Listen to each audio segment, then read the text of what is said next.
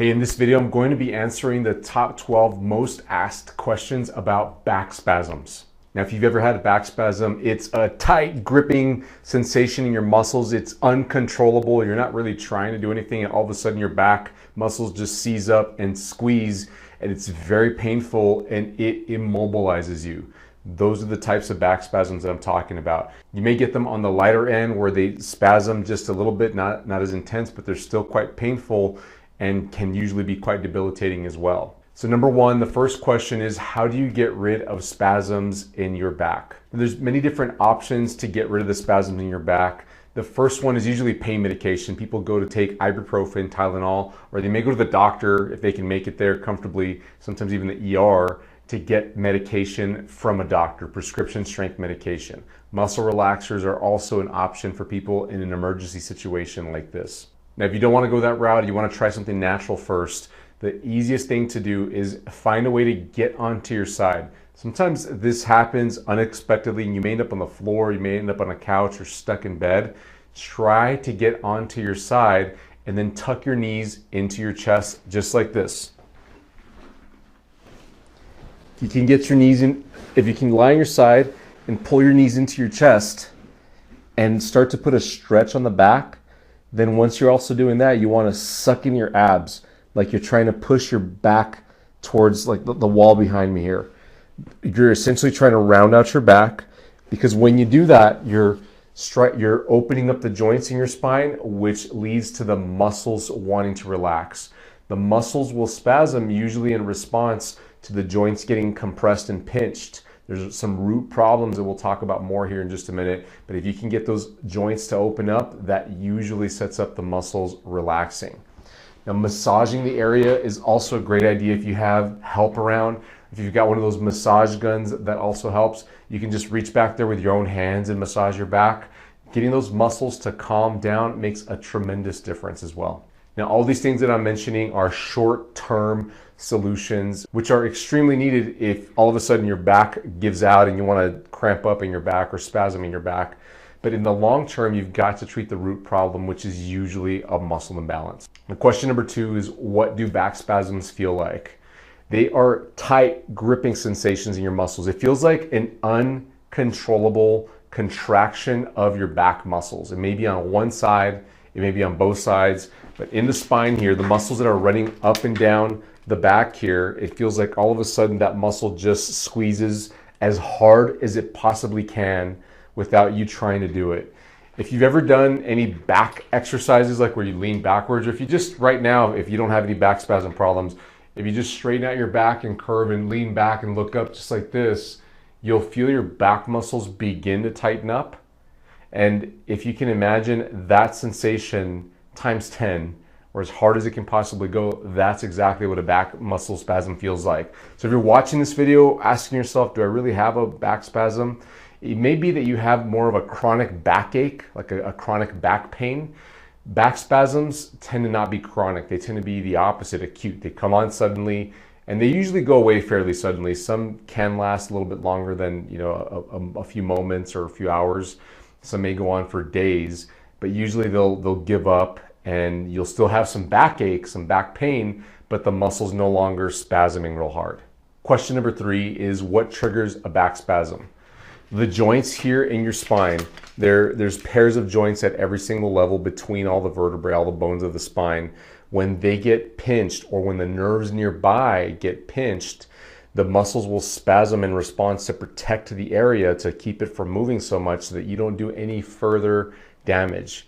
Usually the muscles will do that because there's an imbalance. These muscles that are running up and down the back here on the sides of the spine have been overused, and they're just prone to being used too much. They've been compressing the joints and the nerves already. They're probably compressing your discs as well.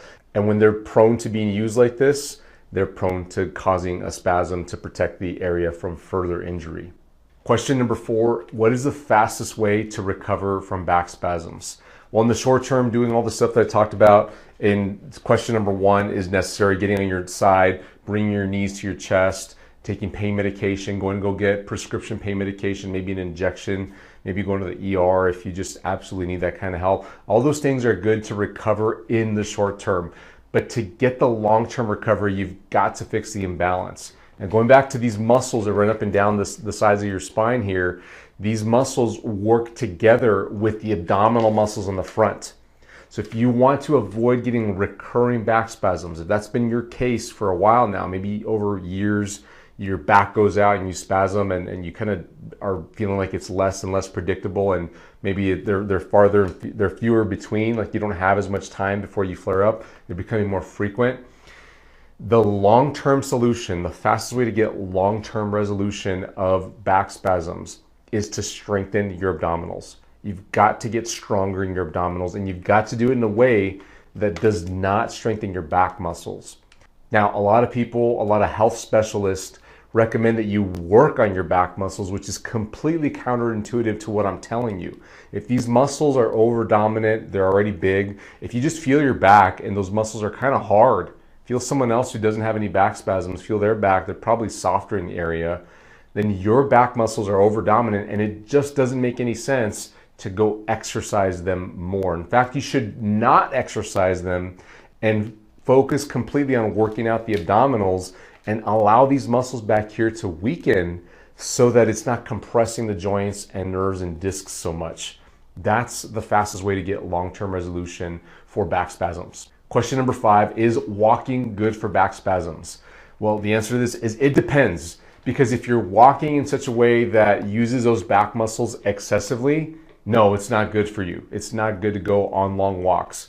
Now, walking is always recommended for people that have back problems. That's one of the first things they say, that if you can get to walking, go walk for exercise. And you may feel better doing it in the short term.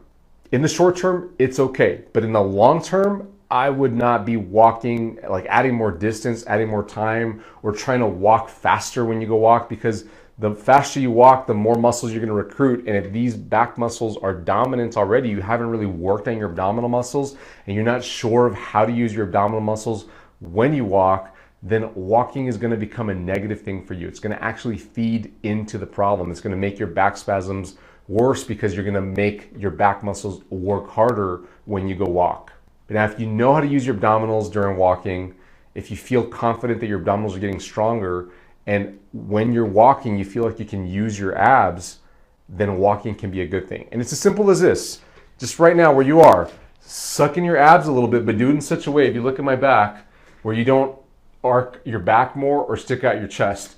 When you tighten up your abs, you should subtly slouch. You see my head and shoulders, my chest, all this comes down a bit, and my abs are engaged, and my back is kind of flattened out. The more you arc your back, the more you use these back muscles. So you actually want to flatten out your back, and then do that while you're standing. So when you're standing up and you suck in your abs, you shouldn't stick out your butt more and arc your back. You should flatten out your back and kind of tuck your butt under your hips and walk like this. Now, it should not be excessive, like where it's hurting you to do this or it's a big strain. It should be a light to moderate contraction of your abs and even your glutes, so that it takes the load off your back, and then you have to sustain that as you go walking. We teach this here in the clinic all the time to people that are suffering from back spasms, and they will always say, I can't walk as far as I usually walk because I get tired. Not in pain, I'm tired. And I always tell them, that's a good thing. That means you're forcing your body to exercise the way that it's supposed to. And the fact that you don't have pain is excellent. Now it's just a matter of you getting more fit in the right muscles, and then you're going to be able to walk without pain, and it's going to actually help your back spasm problem rather than contribute to it. Question number 6 is, how long does it take back spasms to go away? Well, this varies greatly in people. If you've had back spasms for just the first time recently, it usually goes away within hours or minutes, and you might be sore in your back for days afterwards. When back spasms happen, it's sudden and it's gripping. It's very intense for moments, maybe minutes at most, and then it kind of gives way after the body realizes, oh, it's okay to let this go, but you're sore in your back for a long time. I mean, just think if you had to do a maximal contraction of every muscle in your arm and hold a 70-pound weight or 100-pound weight, some very heavy weight for your arm, and then you let it go and you held it for 2-3 minutes, 5 minutes, your arm would be so sore the next day or the rest of the day after that. Same thing's happening in your back. If the root problem is not addressed, The back spasms usually come on again and again. It may be months before you get another back spasm bout. It may be weeks. Some people, by the time they come in and see me, they're usually telling me, I get this every month or so. I rest, I take some ibuprofen, I do some stretches, and then I get over it within a few days and I'm back to normal. But then what happens is they get a back spasm that just leaves them in a lot of pain for weeks and weeks, and they don't feel confident going to go walk, going to pick up anything heavy, going to go do normal everyday activities. That's when we absolutely have to treat the root problem to make sure this issue goes away. And it goes back to those abdominal muscles. Now, fixing the root problem, fixing the muscle imbalance can take anywhere from a few months to a year, depending on how bad the muscle imbalance is and how weak your abdominals and glutes and other muscles that contribute to your stability in your spine are. Question number 7 is, how should I sleep if I've been suffering from back spasms? Well, similar to that position that I told you to get in, on your side, with the knees bent, a fetal position is a great position. Let's say you had your back spasms in the evening and you're just trying to get some sleep so that you can go see a specialist or go get help the next day.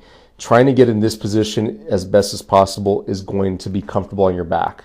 Lying on your back might not be very comfortable. You might even find that getting in a recliner is better for you. You basically have to get your body in kind of this position, whether you're in a recliner or on your side.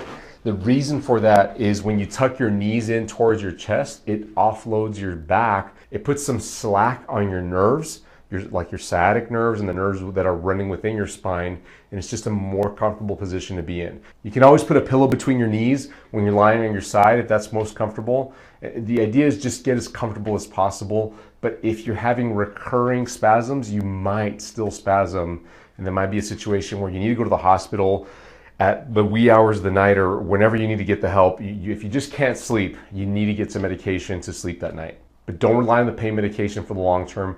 You've got to fix that underlying root problem. Question number 8, is a massage good for back spasms? Yes, absolutely. Massages are fantastic. If you have access to a massage therapist in your area and you've been suffering from back spasms, go make an appointment, get to them as fast as possible. Usually they'll do wonders on relieving the tension in those tight back muscles. Now, it's not going to fix the long-term problem, but it can buy you some excellent time. I think all day, if you're thinking of going to the ER for back spasms, you're probably better off going to a chiropractor or a massage therapist. Ideally, if you can get to a manual therapist, that's what I am. Those 3 are probably the best people to see in a pinch if your back is just spasming uncontrollably. You're going to get much longer relief from the hands-on work that they can do versus going to go get an injection or medication. Although that can be beneficial and that might be all you have access to, getting hands-on work truly is going to buy you the most time in the short term. If you see a massage therapist for your back problems, be open and upfront with them. They may not be comfortable dealing with you and they may refer you out to a specialist or the hospital. Make sure you find a massage therapist that feels comfortable massaging your back and they can get you in different positions that are comfortable for you so that you can relax during the massage session. Question number 9 is heat or cold better for back spasms? The jury's out on this. There is no solid research evidence to show that ice is better or that heat's better. There's been a mantra or a dogma that ice is great for acute injuries and heat is good for chronic injuries, and certain body parts ice penetrates better and in other body parts heat penetrates better. And what I've seen is usually people tell me that heat feels better, but I have had patients that come in and say ice is best on their back. That's how they fall asleep and they get the most comfortable. It varies tremendously. What I would advise you to do is try both, see what works for you. Maybe neither will work for you and you just need to do nothing. Ice or heat is just not good for you. I think that's very much a possibility. I see patients all the time tell me that they'd rather just not use anything and they feel better massaging it or doing other stuff. Go for it. There isn't a clear-cut way to figure out if you need ice or if you need heat. You've just got to try it out, experiment, and see what works best for you. Question number 10 is, does ibuprofen help with back spasms? And I think this question is rooted in does any medication help with back spasms? That's kind of the root question here. And I've seen, yes, people usually tell me that they can take ibuprofen and it takes the edge off. It's not going to take away the pain completely. In rare circumstances does it ever do that. Tylenol tends to be a lower level a lower potency of pain medication, but that might be enough for you to get by to do the things that you need to do. And if Tylenol and ibuprofen don't do it, or different versions of NSAIDs, like there's naproxen out there, there's different ones you can go look at in the store. You might have them in your medicine cabinet as well. Pain creams is another one, like your Bengay, Icy Hot, Tiger Balm. There's all kinds of analgesic lotions or creams that you can use, pain creams basically, that may also provide some benefits. But they're not going to solve the problem. They're just short term. They're just trying to get you through the night or trying to get you through the day so that you can work on the long-term problem. Question number 11 is it better to sit or to lie down if you're dealing with back spasms? The answer to this is get comfortable. It doesn't matter. If you feel like you need to sit down, then sit down. If you feel like you need to lie down, then lie down. Usually people just need to change positions because of the gripping sensation, that feeling of your back muscles. Just constantly changing positions, every minute or two, changing positions tends to be most beneficial. Some people do get really comfortable sitting down in their favorite chair, the recliner. Some people just need to stay in bed. There isn't a clear-cut way, much like the ice and heat topic. You got to find what works best for you. And it's okay if you say, you know what, I was comfortable on the recliner, but I need to go lie down. Or I was comfortable lying down, but I need to go to the recliner. And you may have a loved one helping you out and telling you, go lie down, or go sit down. And you might need to change positions or get out. Just let them know, I'm uncomfortable now. I'm gonna go sit in the recliner. I've been lying down too long. Or I'm uncomfortable in the recliner. I'm gonna go lie down. I've been sitting too long. Maybe you need to stand up and move. That is very much a possibility. Usually with these problems, you need to get some movement consistently, and not one position is comfortable forever, for a long time. Question number 12 is, what kind of doctor should I see for my back spasms? As I alluded to already, a manual therapist, that's what I am. I'm a physical therapist who's got advanced training and a subspecialty in manual therapy. That's going to be the best person to see for back spasms. A next best would be a chiropractor. They tend to do really, really good at loosening up joints that are stuck in the spine that could be leading to those muscle spasms. And then after that, a massage therapist will do great. Shoot, a combination of all of them, if you can do it, would not be a bad idea either if you're certain that it's back spasms. Now, a manual therapist can screen you out and tell you there's other conditions happening at the same time as your back spasm. Like you might have a disc herniation, or you might have sciatica, and you can begin to get those problems dealt with. And they'll also give you recommendations if you ask on if you should see a chiropractor in addition to working with your manual therapist, or if you should go to a massage therapist. Now, fourth, after those three providers, those three healthcare specialists, then I would go see a physician for this problem. Physicians just aren't well trained to help you recover from this problem in the long term. And usually they're just offering you pain medications, which you can get over the counter. If you need high power pain medications, then you should go to the physician or go to the ER. Go see a doctor that can give you an injection or muscle relaxers so that you can get some help from medicine. Sometimes it is necessary. I have seen people with back spasms in my clinic as a manual therapist, and they're just so uncontrollable. I can't get them into the positions that I need to do the techniques that I can. So I tell them, you need to go get an injection. You need to go get some high power medication so that your pain is dulled down, and then I can do my work. But it's always done with the intent of not doing those medications for the long term. It's just a short-term deal so that you can get the pain under control and we can work on the long-term problem. Now, massage therapist is great at relaxing the muscles, but they're not really well trained in moving joints or exercises. And chiropractors are really great at moving the joints, but they tend to not have a lot of training in working the muscles and doing exercises. Manual therapists are truly the best prepared because our training as physical therapists helps us to give you the right exercises to work on your own to fix the root problem. And then we've got the hands-on training that's very similar to what chiropractors go through, but a little bit different. It's osteopathic, actually, depending on the training that they get. And they can pop the joints loose. They can free up all the muscles. They've got massage therapist training oftentimes.